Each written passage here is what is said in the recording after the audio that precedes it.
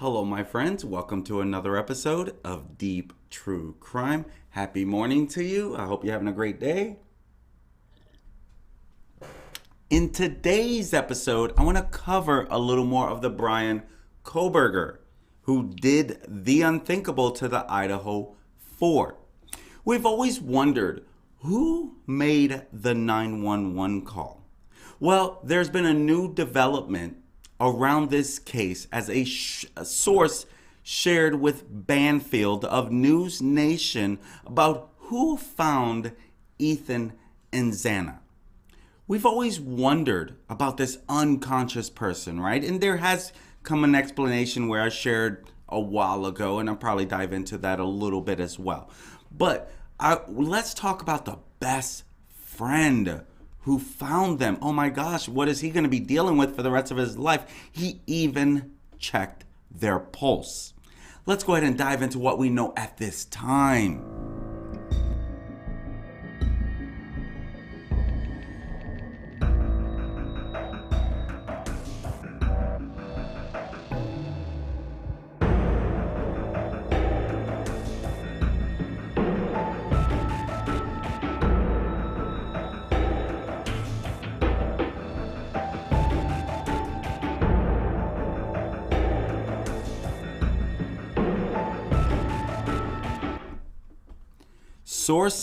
Sources that have a lot of knowledge around the University of Idaho killing investigation shares with NewsNation's Banfield that Ethan Chapin's best friend found Ethan and Xana Kernodle's bodies. The same friend took their pulse and spoke to the 911 dispatcher. We do know that multiple people spoke to the 911 dispatcher. There's a good chance that someone else called and then he got on to share that, hey, I checked their pulse, and shared what he came across. So that is a new development that we did not know. But see, here's the thing, is there's a gag order around this. So why would this have come out? You know someone's upset. Criminal defense attorney Mark Geragos spoke out about the relevance of these new details, which are emerging despite a judge's gag order that is in this case. And he said that more information is better than less. The frustration is that gag orders were originally meant to protect the defense. Now it works to the detriment of the defense. That's what he told Ashleigh Banfield during an appearance on Banfield, because he's like, we're supposed to protect, but in this particular case, they're trying to get their client a fair trial. I totally understand that. But to find out that Ethan's best friend is the one that called 911, this is completely news, right? Or at least checked them, even checked their pulse. But we've always questioned, why didn't one of the surviving roommates, Dylan Mortensen, actually call the cops after seeing the killer? Well, we don't really know, but there are some developments that's come about in reference to that. And this has left a lot of people to question, two roommates down at the bottom, how didn't they hear about this actually taking place? Why weren't police called until several hours after this crime? See, early on in the case, it was revealed that the murders took place around 4 a.m. However, it wasn't until 11:58 a.m. that a call was placed to 911. The call was made from the cell phone of one of the surviving roommates who lived at the residence, asking for aid for an unconscious person in the home. Now, here's the truth.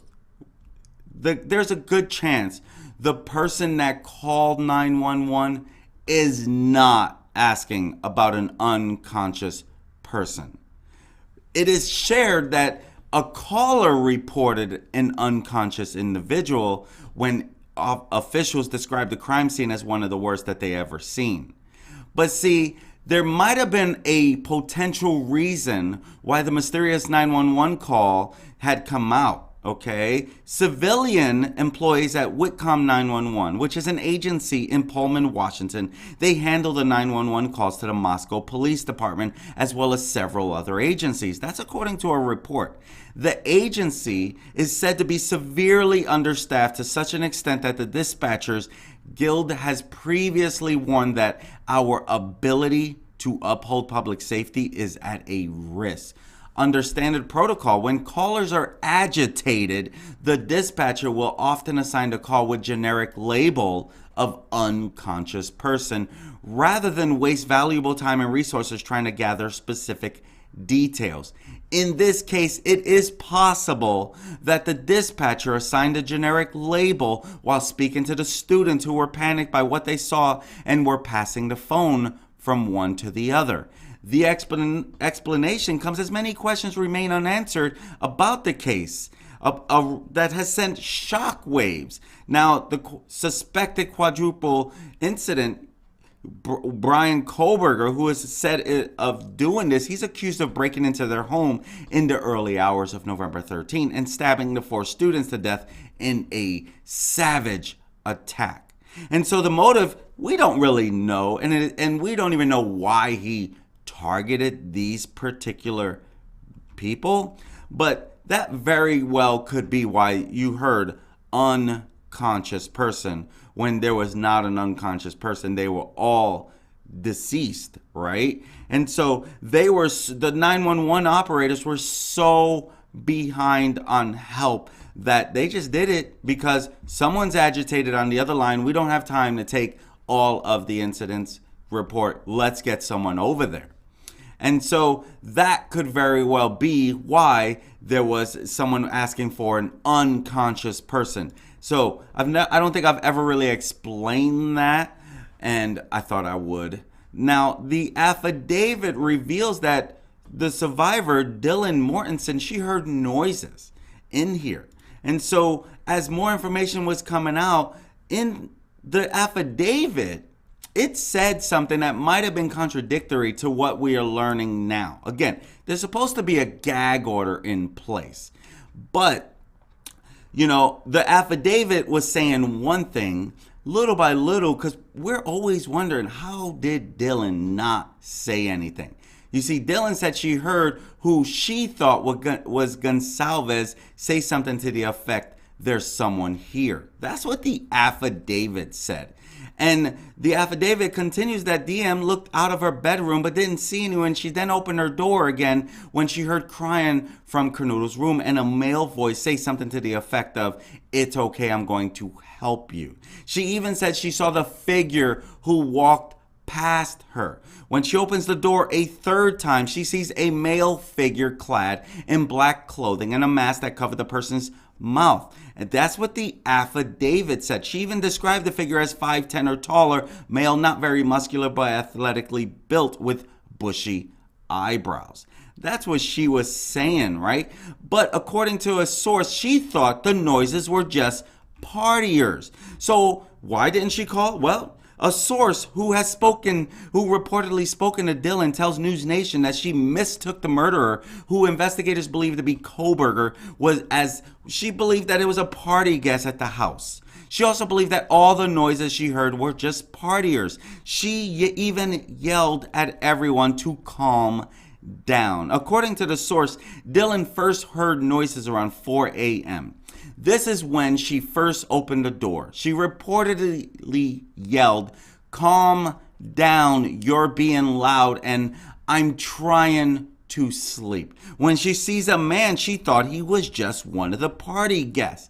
You see, the source says that she then closed her door and locked it. However, she heard more noises soon after and opened the door again. This is when she saw a man walking down the hall, but she wasn't frightened as she assumed he was a guest of her roommates there for a party.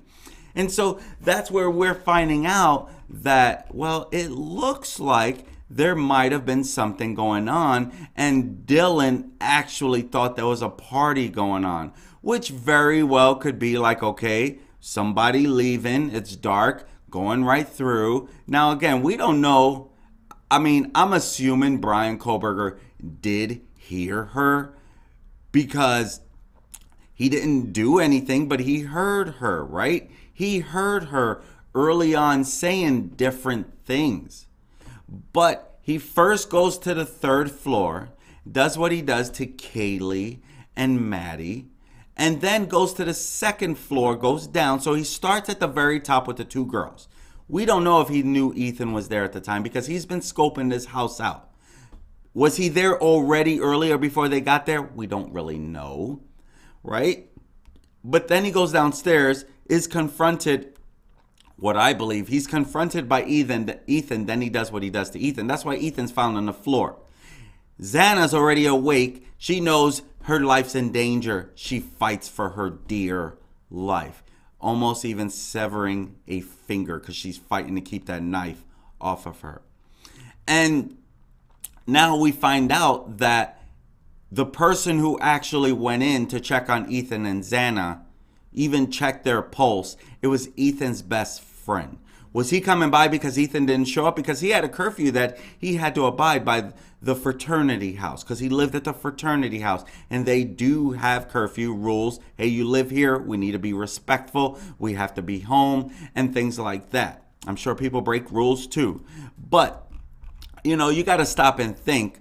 Now, this does shed a little more light about Dylan Mortensen and why she may not have called. Because she probably thought they were friends, they were having fun, there's a party house, quiet down, I can't sleep, right? And so, you know, that's where it's like, let's be real.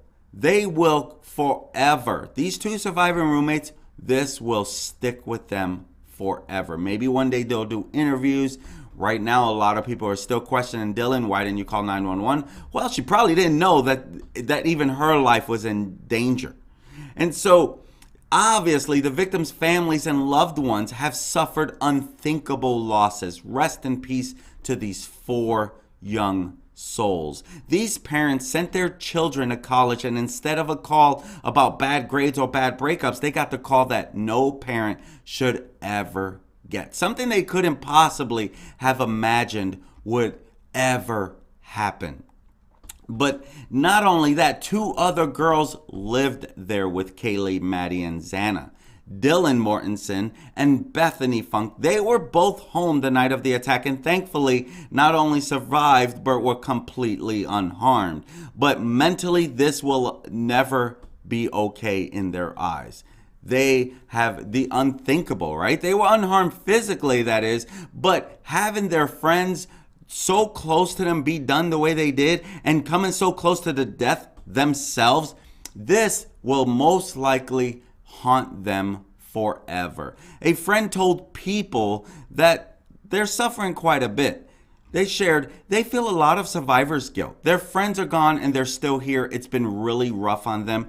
They're going to be dealing with this for the rest of their lives. And truth is, that's probably very true. How do you ever fully get over something like that? Not only their friends being taken or witnessing these horrifying scenes the next morning, but also wondering why they made it. The friend even added, they've been interviewed by the cops about what they saw and heard, but they don't have all the answers. How can they? They're happy to be alive, but just so sad about it all and wondering if they could have done anything differently. It's heartbreaking. And we don't know why their roommates escaped. There was speculation early on that the murder was a targeted attack. We do know Bryan Kohberger followed all 3 of the female victims on Instagram, even though he was a 28-year-old who went to a different school. It's clear he at least knew of them. You know, and I'm going to correct myself. I don't really know that he followed all 3 of the female victims because that came out after. We don't really know that to be true, okay? There were a lot of fake things coming up. And so this could very well not still be true. Maybe he followed them. Maybe he didn't. It could be that Dylan, you know, she was hearing noises coming out of her room, freaked out the killer. We don't know. But we do know that she heard the murders taking place and obviously not for a second assuming it was murder, but merely partying as usual.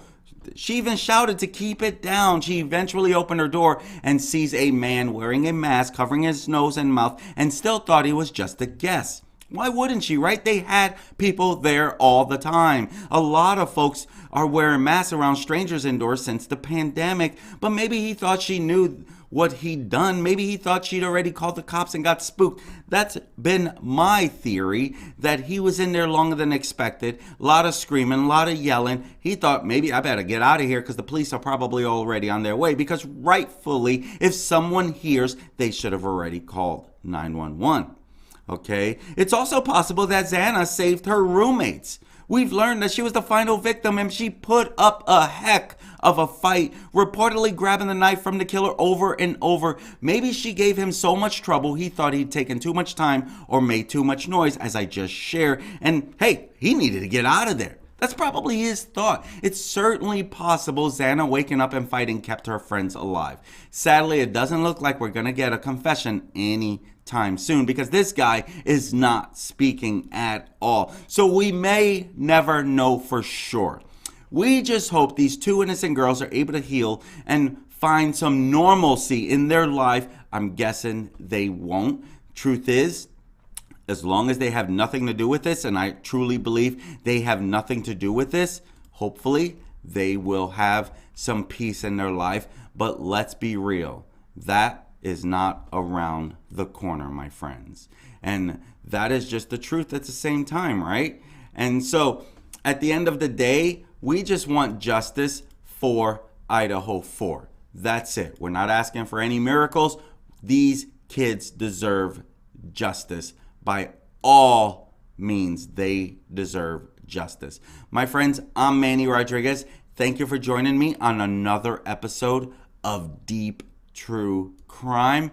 Until next time, my friends, rest in peace to these 4 young individuals taken from this world way too soon. My friends, it's reasons like this as to why I do this, to be a voice for the victims, because they cannot speak for themselves anymore, and to keep you updated on what could go wrong in this crazy world we live in. My friends, until next time, be sure to subscribe if this is the type of content you like to follow. And hey, if you got some value from this video, please hit that like button. That tells YouTube you got some value. And rest in peace to these 4 young kids. Until next time, my friends, peace.